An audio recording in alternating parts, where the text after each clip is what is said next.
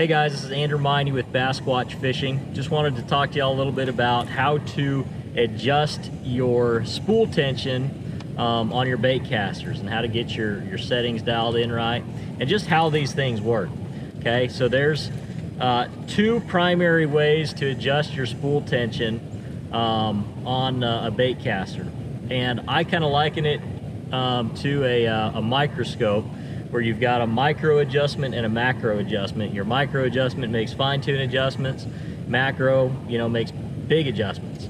And this little dial right here on your bait caster, that would be basically the macro adjustment. That makes large adjustments, okay?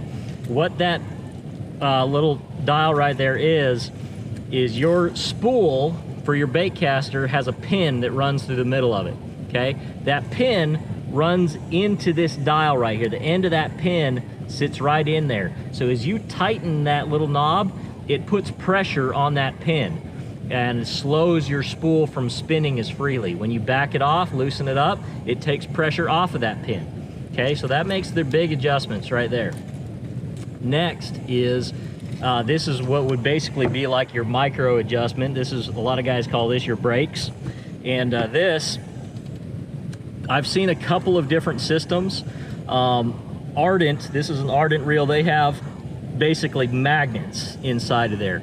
I've seen them where they have magnets, or they have these little plastic discs that clip out and put pressure on the spool as well.